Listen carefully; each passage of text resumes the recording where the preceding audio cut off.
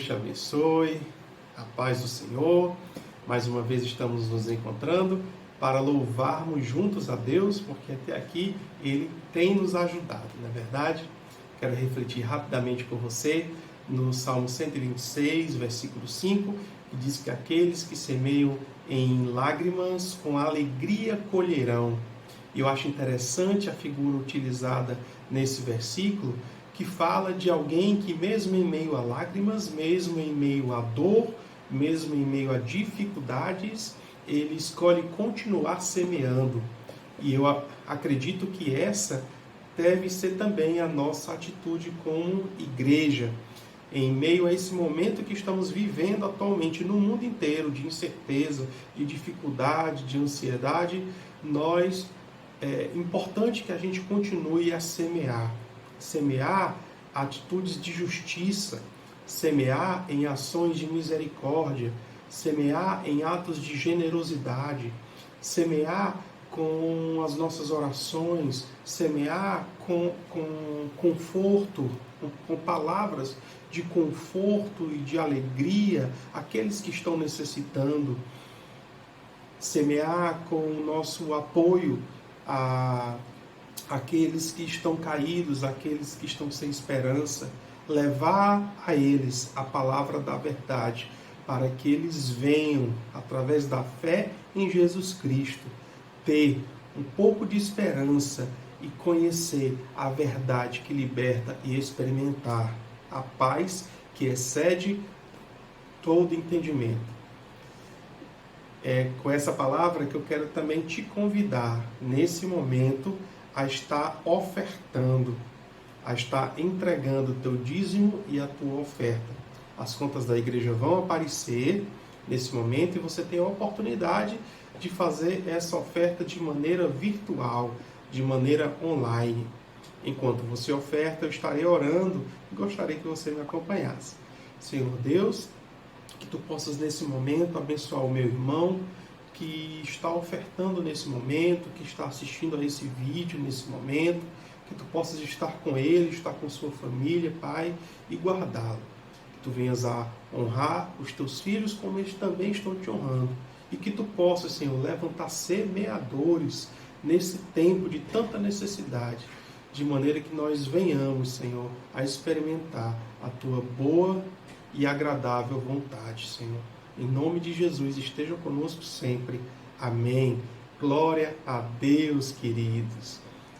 Amados, eu gostaria de também lembrar vocês sobre as atividades e os projetos da igreja que estão sendo executados nesse tempo. Inicialmente, o relógio de oração, em que nós estamos nos revezando em intervalos de 15 minutos, com vários irmãos orando, de maneira que temos 24 horas ininterruptas aí de oração. Quero te convidar a se manter firme e aqueles que ainda não estão nessa escala, que entrem, né? que nos contatem para estar entrando nessa escala de oração. Quero lembrar também da nossa campanha Compartilhando Esperança, que é a nossa campanha de arrecadação de cestas básicas, para ajudar as famílias aqui do Crato. Já abençoamos mais de 100 famílias carentes e existem muitas outras que estão necessitando de apoio e a gente conta com a tua ajuda. E, último, estamos com atendimento online, virtual, atendimento médico, psicológico, jurídico e espiritual para aqueles que estão com alguma necessidade. Então, se você tem interesse, entre em contato com a igreja, tá? E aí a gente vai marcar um momento para você ser atendido por esses irmãos que voluntariamente estão se dispondo a apoiar quem necessita. Então, gostaria que você continuasse orando, continuasse firme, porque Deus está conosco sempre, Ele nunca vai nos abandonar, amado. Que Deus em Cristo te abençoe. No tempo de calamidade que o mundo atravessa, é preciso também contar com a solidariedade. Pensando nisso, a Rede Impacto, da Primeira Igreja Batista de Crato, lança a campanha Compartilhando Esperança, que é uma ação de distribuição de alimentos e também materiais de limpeza para famílias necessitadas do crato. Essas cestas básicas, elas são compostas por diversos tipos de alimentos, como feijão, arroz, café, alimentos básicos e também por materiais de limpeza do lar e de higiene pessoal. Para participar da campanha, é só você levar sua doação para a Primeira Igreja Batista de Crato, a PIB, que fica localizada na Avenida Perimetral Dom Francisco, em Crato. Ou então, ligar para o número 99678-2121. Uma outra forma de doação é também através das contas bancárias da PIB. Então, doe e participe desse momento solidário e de ação social. Olá, igreja, graça e paz. Espero que todos estejam bem, mesmo nesse período tão conturbado. Mas eu espero que nossas crianças estejam bem, que vocês estejam estudando a palavra em casa. Pois bem, continuando o que a gente já vinha fazendo no Ministério Infantil, nós vamos enviar para vocês os vídeos e as atividades para o culto doméstico com as crianças, certo? Então, vamos manter o mesmo sistema de os pais passarem os vídeos e imprimirem, se possível, as atividades. Elas vão ser enviadas de acordo com cada faixa etária, certo? Além disso, também quero avisar que a gente continua recebendo os vídeos com os desafios e perguntas para os tios da salinha. Tio Irving vai colocar aqui, ou então aqui, o número dos telefones que você pode enviar seu vídeo. Vamos lá, crianças. Vamos enviar vídeos, perguntas, vamos continuar nessa interação tão legal, tá certo? Um beijo, que Deus abençoe e continue estudando a palavra em casa.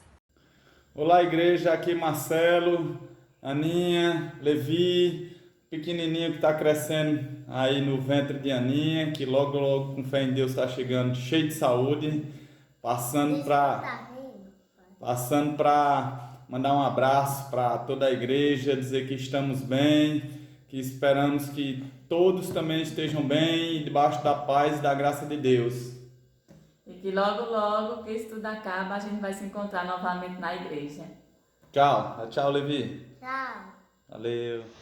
Olá, igreja, graça e paz. Estamos passando para dizer que estamos bem, estamos passando para dizer que você fique bem, que você faça bom uso do seu tempo, em comunhão com o Senhor, orando, lendo a palavra, cantando louvores, que você usufrua da sua família e dos seus familiares. Nós também estamos desejosos de congregar e esperançosos de que esse dia chegue logo. Vamos perseverar em oração. Deus nos abençoe e um grande abraço. Olá, meus queridos, paz seja convosco, paz seja com vocês, paz seja com a sua vida, sua família, paz seja sobre a sua casa. É uma alegria, uma honra, mais uma vez, podermos compartilhar a palavra do Senhor. E aqui, dando continuidade ao Sermão do Monte, experiência que temos tido ao longo de vários domingos, meditando, estudando, e hoje mais uma oportunidade, nós estamos dando continuidade no Sermão do Monte. Mas antes, eu quero convidar você para fazer uma oração. Queria que você concordasse comigo. Vamos pedir que o Senhor nos abençoe, que o Senhor nos conduza nesse tempo. Oremos. Pai, muito obrigado. Muito obrigado por sua bondade, por sua misericórdia infinita, que se renova a cada manhã sobre nós. Mesmo em meio a toda essa conjuntura de incertezas, de dificuldades nas mais diversas áreas, o Senhor tem nos dado da sua paz, trazido-nos tranquilidade, quietude em nossa alma. Por isso nós confiamos em Ti. Sabemos que o Senhor está à frente de tudo. E nesse momento eu oro pedindo que o Senhor nos abençoe na exposição das Escrituras Sagradas, na exposição da Tua Palavra, de maneira que possamos expor aquilo que verdadeiramente a Tua Palavra diz, que haja compreensão por parte daqueles que estão ouvindo, daqueles que vão assistir, que sejamos edificados e que o Senhor em tudo isso seja glorificado. Pedimos a Tua bênção no nome de Jesus. Amém. Ok, então nós hoje estamos encerrando o capítulo 5 de Mateus, né? Então vamos lá para o texto. Mateus, capítulo 5, versículo 38. A partir do versículo 38. É importante que preparemos o nosso coração, porque o desafio desse estudo, dessa mensagem, realmente faz com que a gente nos leve a uma reflexão, né? a uma introspecção sobre a maneira como nós estamos vivendo a nossa vida cristã. É importante que se diga, e eu quero frisar, que Jesus está aqui trazendo uma mensagem, pregando um sermão para os seus discípulos. E é importante que a gente entenda isso, entenda quem realmente eram os destinatários dessa mensagem. Jesus estava falando especificamente para os seus discípulos. Se você é discípulo de Cristo, glória a Deus por isso. Se você já se rendeu ao Senhor e você é um discípulo de Cristo, um discípulo do Senhor, glória a Deus por isso. Se você não é, você tem a oportunidade de entregar a sua vida ao Senhor e também se tornar um discípulo do Senhor, tê-lo como seu Senhor e seu Mestre. Mateus capítulo 5, versículo 38, nos diz assim a palavra do Senhor. Vocês ouviram o que foi dito, olho por olho, dente por dente. Eu, porém, lhes digo, não resistam ao perverso. Se alguém lhe der um tapa na face direita, ofereça-lhe também a face esquerda. Se alguém quer processar você e tirar-lhe a túnica, deixe que leve também a capa. Se alguém obrigar você a andar 1 milha, vá com ele 2. Dê a quem lhe pede e não volte as costas ao que lhe pedir emprestado. Versículo 43, que hoje nós vamos ver os dois exemplos, as duas últimas antíteses que Jesus está apresentando. Versículo 43. Vocês ouviram o que foi dito, ame o seu próximo e odeie o seu inimigo. Eu, porém, lhes digo, amem os seus inimigos e orem pelos que perseguem vocês. Na versão Almeida Revista e Corrigida, esse versículo diz mais ou menos assim, versículo 44. Amai os vossos inimigos, bendizei os que vos maldizem, fazei o bem aos que vos odeiam e orai pelos que vos maltratam e vos perseguem. Eu estou lendo na versão NAA, né? Então é um pouco diferente. Versículo 45. Para demonstrarem que são filhos do Pai de vocês, que está nos céus. Porque ele faz o seu sol nascer sobre maus e bons, e vir chuva sobre justos e injustos. Porque se vocês amam aqueles que os amam, que recompensa terão? Os publicanos também não fazem o mesmo? E se saudarem somente os irmãos, o que é que estão fazendo demais? Os gentios também não fazem o mesmo? Portanto, versículo 48, sejam perfeitos como é perfeito o Pai de vocês que está no céu. Então vamos a esse primeiro exemplo. Jesus, versículo 38. Jesus começa aqui nos apresentando, né, versículo 38, citando uma das leis mais antigas. Certamente você já ouviu falar, a lei de Talião, né, ou a lei da reciprocidade direta. Essa lei também, ela está, que diz olho por olho, dente por dente. Ela está, tem referência dela também em Êxodo capítulo 21, Levítico 24 e Deuteronômio 19. Nós encontramos referência sobre essa lei. Eu quero ressaltar aqui, importante frisar, que o princípio aqui dessa lei em nenhum momento tinha a intenção de encorajar a vingança. De maneira nenhuma, a intenção era sim limitá-la, ok? Existem dois aspectos dessa lei que o teólogo canadense, Carson, ele diz que é importante que a gente observe, né? Quando a gente estuda essa passagem, é importante que dois aspectos sejam bastante observados. O primeiro é que, por mais prescritiva que a lei, né, possa ter sido, ela também tinha um aspecto restritivo, ela também era restritiva, ou seja, ela se tornou um instrumento excelente para evitar ou eliminar a vingança entre famílias e guerra entre as tribos. Esse seria o primeiro aspecto. não olhar apenas a prescrição, que a lei não era apenas prescritiva, mas ela era restritiva também. O segundo aspecto que ele aborda é que a lei ela foi dada ao povo judeu como nação. A lei foi dada ao povo judeu como nação, então não se destinava a ser aplicada por indivíduos na execução de vinganças, né, de parentes ou pessoas, mas pelo poder, no caso, o poder judiciário ali dos judeus, né, ali os judeus escolhiam juízes que faziam a aplicação dessa lei. Ele diz que na época de Jesus esses dois fundamentos eram frequentemente deixados de lado. Ou seja, era muito mais fácil para eles entender a lei apenas por um aspecto. O aspecto da lei como prescritiva, como uma norma que regulamenta, que normatiza, que orienta a vida das pessoas. E muito raramente ela era restritiva. Aí Jesus vem respondê-los com bastante autoridade. Versículo 39. Não resistam ao perverso. O pano de fundo dessa palavra resistir é um pano de fundo jurídico e tem um significado no original de testemunhar contra ou de levar ao tribunal. Então, como é que nós devemos interpretar essa declaração? É preciso que, para que a gente entenda a mensagem, o que o Senhor está trazendo para nós, que a gente se volte para o contexto, para o ambiente histórico-cultural em que Jesus estava inserido quando pregou essa mensagem. Então é importante que a gente se volte para esse ambiente para que a gente possa ter uma ideia bastante clara e a gente não fique com dúvidas acerca do que ele está dizendo. Então, versículo 39, Jesus aplica esse princípio de não retaliação a ofensas contra a dignidade de alguém, ações judiciais para obter bens pessoais, violações de liberdade e violações de propriedade. O que ele está pedindo aqui?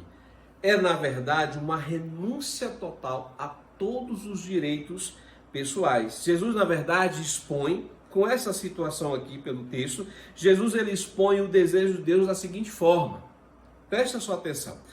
Como cristãos, não se apoiem em seus próprios direitos, os direitos legais, aproveitando o máximo desse ou de outro, de uma ou de outra lei, mesmo que sejam vantajosas. Por trás disso existe um grande princípio, pelo qual todo cristão deveria viver. Não faça de seus direitos a base para o seu relacionamento com o próximo. Esteja preparado para tomar uma posição modesta de servo humilde e esteja preparado para pagar o preço de imitar a Jesus. Essas 4 ilustrações, a gente pode ver aí no texto. Se alguém lhe der um tapa na face, lhe processar e tirar-lhe a túnica, obrigar você a andar 1 milha e dê a quem pede, não volte as costas. Essas 4 ilustrações que nos são apresentadas, elas se aplicam especificamente ao princípio da não retaliação cristã e indicam até onde deve ir. Cada uma delas, como a gente leu aqui, tem uma pessoa querendo nos fazer o mal, seja de uma forma ou de outra. Então, cada uma dessas situações, Jesus diz que o nosso dever como cristão, preste atenção, é nos abster tão completamente da vingança que até nós podemos permitir que a pessoa perversa dobre a injúria contra nós. O ponto que Jesus enfatiza aqui é muito claro, irmãos. O cristão, ele realiza o inesperado. Por quê? Por causa da graça de Deus que está sobre ele. A graça de Deus que nos capacita, essa graça que nos ajuda e faz com que, ao invés de nós agirmos pelos nossos direitos, retaliando as pessoas, que a gente haja com amor e dessa forma, agindo com amor, reagindo com graça, nós estamos ganhando as pessoas para o Senhor através do amor. Esse é o padrão que Jesus exige. E esse é o padrão que ele mesmo cumpriu. Se nós prestarmos atenção, quando a Escritura faz referência sobre ele, lá em Isaías capítulo 50, versículo 6, uma referência profética sobre Cristo, diz assim, olha, ofereci as costas aos que me feriam e as faces aos que me arrancavam os cabelos. Não escondi o rosto aos que me afrontavam e me cuspiam. Falando de Cristo. Diante de tudo que ele sofreu, Jesus, com sua infinita dignidade de autocontrole e amor, permaneceu calado. Ele demonstrou total recusa, ele poderia realmente se vingar, mas ele abriu mão da vingança, permitindo até mesmo que aquelas pessoas continuassem com aquela zombaria cruel pelo tempo que desejasse. Talvez você pense que nós estamos diante, esse texto, essa situação, estamos diante de um idealismo impraticável. Diante de uma situação que para nós é extremamente difícil, e com isso muitas vezes nós queremos nos esquivar, fugindo desse ensino e desse comportamento. Mas deixa eu só lembrar você o que Jesus disse aos seus discípulos, né? E que Bonhoeffer ele intitulou como a comunhão da cruz. Em um de seus livros ele traduz essa situação como que nós tivéssemos parte nisso, comunhão da cruz, ou seja, uma participação visível da cruz. Lá em 1 Pedro, capítulo 2, versículo 21 e 23, Jesus chama a nossa atenção para participarmos disso. Ele diz assim: portanto, para isso mesmo fossem chamados, pois que também Cristo sofreu em vosso lugar. Escute só: deixando-vos exemplo para seguirdes os seus passos, o qual não cometeu pecado, nem dolo algum se achou em sua boca, pois ele, quando ultrajado, não revidava com o traje, quando maltratado, não fazia ameaças, mas entregava-se àquele que julga retamente. 1 Pedro 2, 21 e 23. As ilustrações de Jesus e seu exemplo, o que Jesus mostra aqui para nós não faz referência a uma pessoa fraca ou covarde, de maneira nenhuma, por não oferecer resistência. Pelo contrário, fala de uma pessoa, ou de um cristão, ou de um homem forte, cujo controle de si mesmo e do amor que ele tem pelos outros é tão poderoso que ele rejeita absolutamente qualquer possibilidade de retaliação. O que Jesus está dizendo nesses versos, mais do que qualquer outra coisa, eu queria que você prestasse atenção nisso. O que Jesus diz para nós aqui é que os seus seguidores não têm direitos. Eles não têm direito de pagar na mesma moeda, de executar vingança, direito aos seus bens, e aí ele vai. É o que o texto está dizendo. Não resistam ao perverso. Se alguém lhe der uma tapa na face direita, ofereça-lhe também a face esquerda. Se alguém quer processar você e tirar-lhe a túnica, deixe que leve também a capa. Obrigar você a andar 1 milha, vá com ele 2. Dê a quem lhe pede, não volte as costas ao que lhe pedir emprestado. Mesmo seus direitos, protegidos por lei, às vezes podem ser abandonados. Esse é o caminho. O que Jesus diz para nós aqui, esse é o caminho que deve ser tomado como o nosso princípio de conduta cristã. Esse é o caminho da cruz. Esse é o caminho que eu e você precisamos trilhar.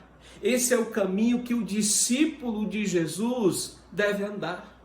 Mas esse é um caminho um pouco falado.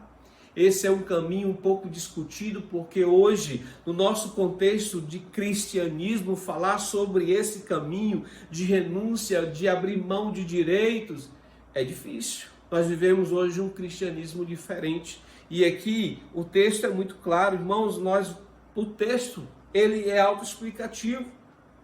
O que os escribas estavam trazendo para as pessoas, a interpretação que eles traziam da lei, era como se fosse obrigatório uma vingança. Jesus está dizendo que não. A lei não foi dada para incentivar ou encorajar a vingança, pelo contrário, a lei fora dada exatamente para limitar a vingança. E ele dizia, e ele ia mais fundo, né? Porque esse sempre foi o objetivo de Cristo em relação à interpretação da lei. Enquanto os fariseus faziam uma interpretação literal, pela letra da lei, Jesus trazia a questão do entendimento do espírito da lei, da intencionalidade, da profundidade, e aquele ia mais fundo, ele falando de situações extremamente que eram um insulto, bater na face de uma pessoa, principalmente com o lado, né, com a costa da mão, bater no rosto de uma pessoa. Isso era uma situação muito vexatória, era uma espécie de um crime muito grave.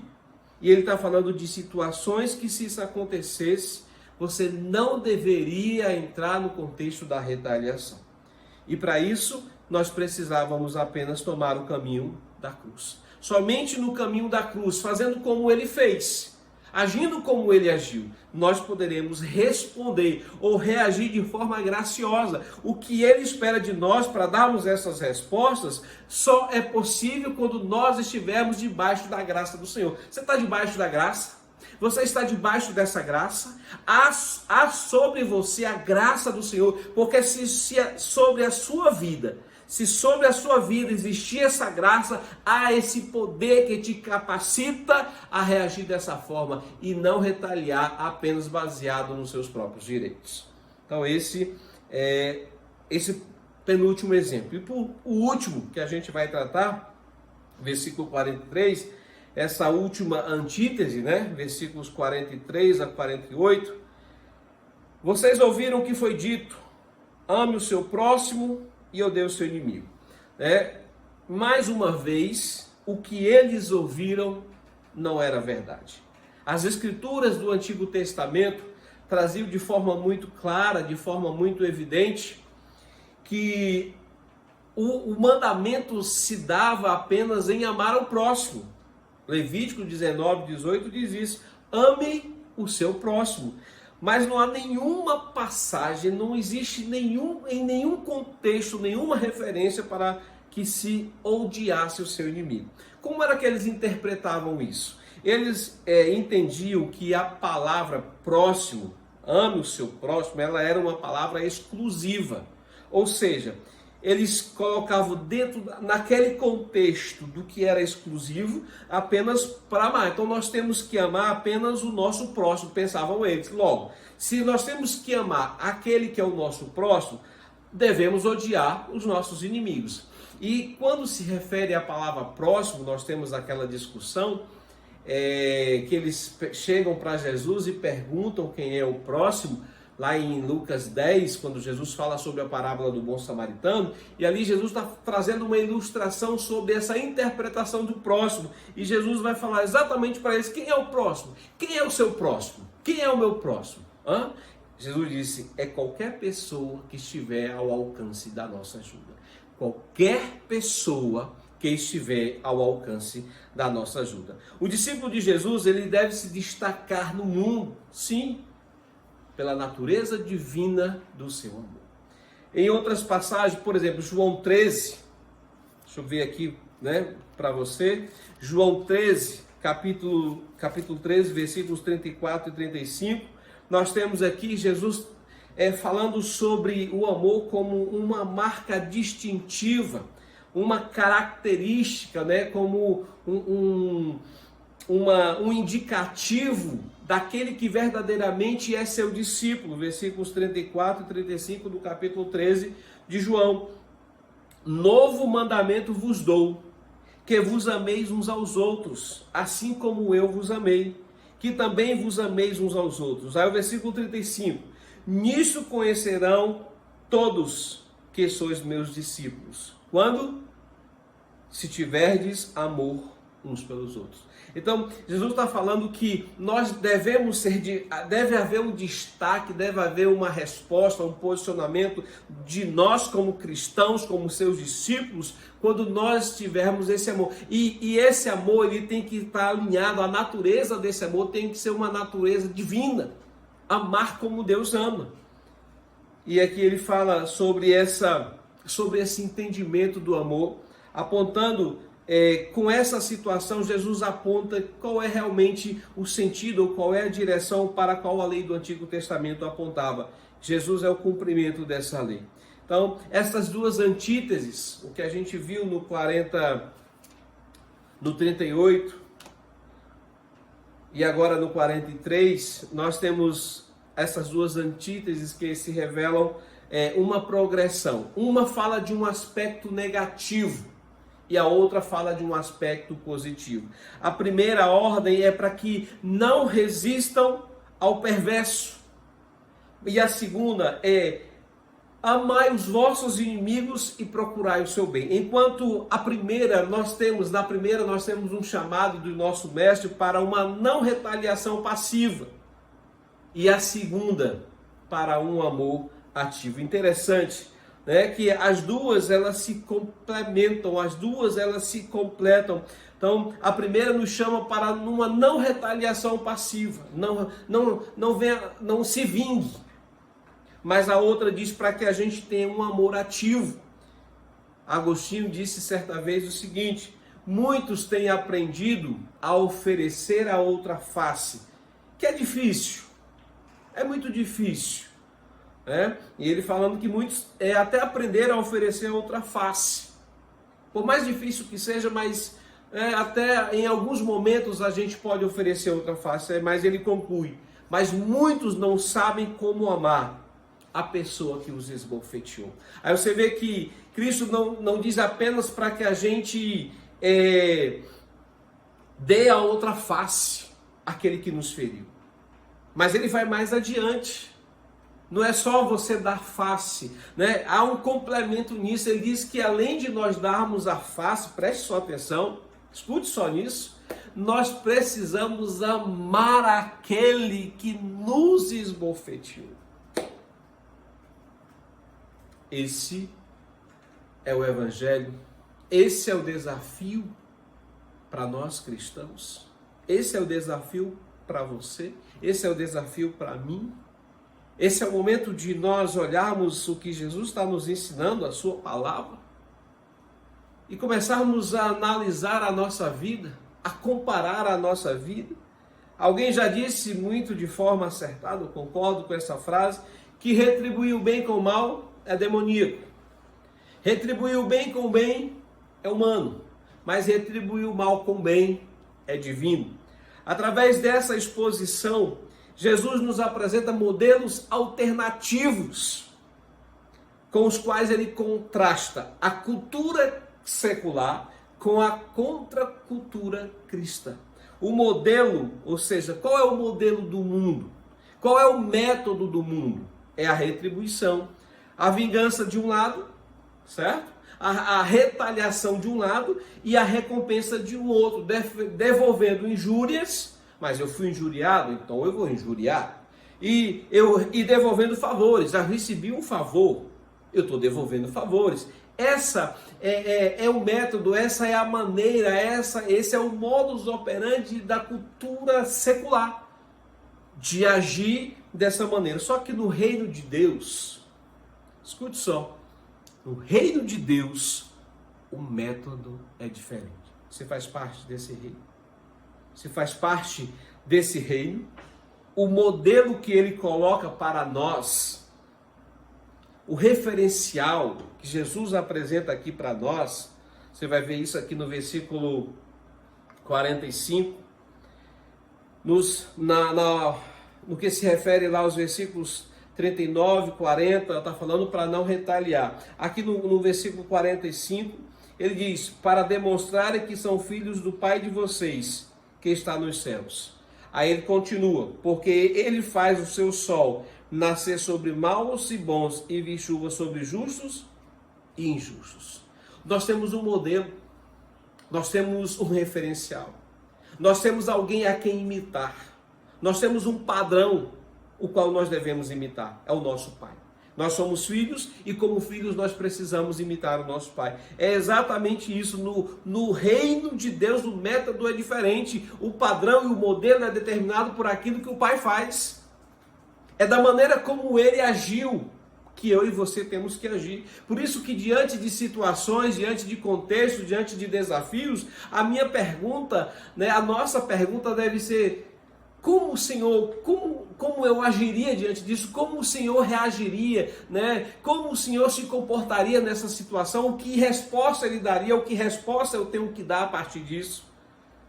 O chamado que Cristo nos faz é novo, não apenas porque lá no final, no versículo 48, Ele nos faz um chamado para sermos perfeitos, nós vamos ver depois isso, mas também porque Ele faz uma descrição do Deus a quem devemos imitar. O Deus que eu e você devemos imitar é o nosso Pai.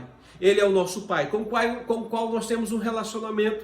Somos filhos, se Ele é o nosso Pai, nós somos filhos, e se nós somos filhos, nós temos a obrigação de agir como Ele agiu. O que Ele espera de seus discípulos? O que Jesus espera de nós é que façamos exatamente aquelas coisas que as pessoas acham que não pode ser esperado de ninguém que tenha a cabeça no lugar. Pois é, ele nos convoca a uma renúncia. A renunciar a todas aquelas restrições convenientes que gostaríamos de impor ao amor. Para quê? Para que nós amarmos, para que a gente venha amar de maneira toda inclusiva e construtiva como Deus ama. Esse é o desejo de Deus. Enquanto nós vivemos, você pode pensar, mas isso é muito difícil. É uma situação extremamente impossível, isso é impraticável. Sim, se nós vivermos pelos princípios do mundo. É impraticável quando nós não somos regenerados. É impraticável quando nós não nascemos de novo. É impraticável quando nós não temos o Espírito de Deus. Mas ele está falando exatamente para pessoas, para os seus discípulos. Ele está falando para pessoas que realmente o seguem. Ele está falando exatamente de pessoas que podem realmente viver nesse contexto. Enquanto eu e você, nós vivemos pelos princípios deste mundo, será extremamente impossível nós demonstrarmos amor àqueles que forem hostis conosco. Somente no reino de Deus, com seus princípios e valores, vivendo no reino de Deus, vivendo nesse contexto, né, de entendimento, somente assim, quando nós entendemos que estamos inseridos no reino diferente, com princípios e valores, nós teremos sim motivação suficientemente forte para nos ajudar a amar os nossos inimigos. O povo de Deus, nós devemos ser diferentes, porque o nosso Pai é extraordinário. O nosso Pai Celeste, o nosso Pai de amor, o nosso Pai de bondade, aquele que é o nosso Redentor e o nosso Salvador, ele é extraordinário. Então eu e você devemos também agir de maneira extraordinária, imitando a sua conduta. Isso é o que ele quer dizer para nós.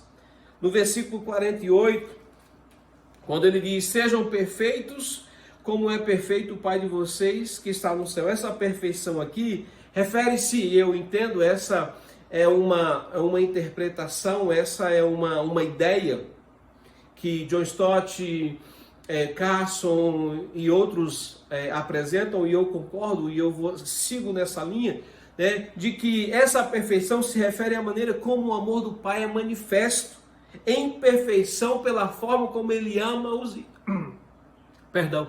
como ele ama os seus inimigos. Então,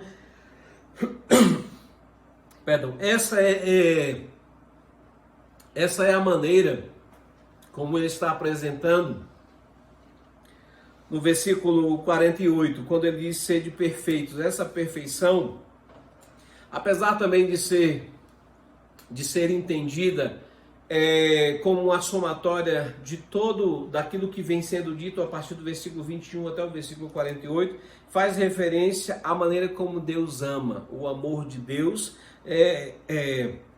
sendo demonstrado de maneira perfeita em relação aos seus inimigos. A marca da perfeição. Como é que nós podemos perceber a marca dessa perfeição? A marca da perfeição do cristão é unicamente esta. Veja só. O seu amor ele não é determinado pela beleza e atratividade encontrada no objeto amado, de maneira nenhuma. Seu amor não requer ser amado primeiro para poder amar. O seu amor não é direcionado somente àqueles cujo amor receberá em troca. Não, o seu amor ele é controlado pelo conhecimento de quem?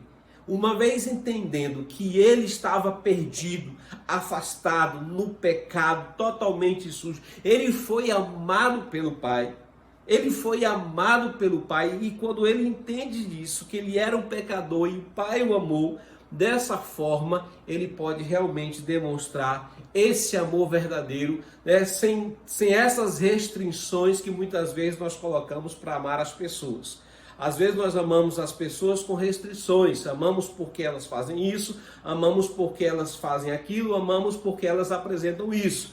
Mas o verdadeiro amor parte de um verdadeiro entendimento de que o Senhor nos amou, da maneira como o Senhor nos amou. Estávamos perdidos, éramos pecadores, estávamos em desobediência ao Senhor e Ele demonstrou o seu amor por nós primeiro. Né? O seu amor foi demonstrado por nós primeiro. Então, esses princípios são diferentes. Esses princípios nos contrasta, né, nos desafia, mas são esses os princípios que devem governar os nossos pensamentos. São esses os princípios que devem governar a nossa maneira de viver. É esse o princípio que deve nortear a vida do cristão. Se você é cristão, se você é discípulo de Jesus, você é guiado a partir desse contexto, desses princípios. Alguém já disse que nós marchamos ao som de uma outra música. Nós andamos de uma maneira diferente. Depois de examinar todas as 6 antíteses que nós temos aqui, a gente começou, no versículo 21, falando sobre homicídio, adultério, divórcio, juramentos, vingança e amor aos inimigos. Depois de examinar todas essas 6 antíteses, o que se torna claro para nós, que qual é a melhor justiça para os cristãos, ou seja, qual a melhor maneira, qual o melhor tipo, qual o melhor modo de expressar essa justiça segundo os cristãos são chamados. Os cristãos, nós somos chamados para apresentar o melhor tipo de justiça. Que justiça é essa? Eu falo de um modo de vida, alinhado ao modo de vida que Deus estabeleceu. É uma justiça profunda que veio do coração, onde o Espírito Santo gravou a lei de Deus. É um fruto novo que vem de uma novidade de uma árvore, ou seja, de uma vida que desabrocha de uma nova natureza, de alguém que nasceu de novo. Portanto, diante de tudo isso, nós não temos liberdade nenhuma para nos esquivar ou fugir das sublimes exigências da lei. Agora, para finalizarmos, eu queria que nós fizéssemos uma aplicação. Nós estamos finalizando o capítulo 5, nesse momento, com essas 2 últimas antíteses, onde ele apresenta o contraste entre o que apresentava os fariseus, a interpretação e aquilo que ele vinha trazendo. O que o Senhor quer de nós? O que o Senhor quer de mim e de você? Você que está ouvindo essa mensagem, você que está assistindo essa mensagem, você já parou para pensar o que é que o Senhor especificamente está querendo de nós? Está querendo dos seus discípulos, no mínimo 2 atitudes que são totalmente contrárias àquilo que o mundo nos ensina. Uma, abrir mão dos nossos direitos.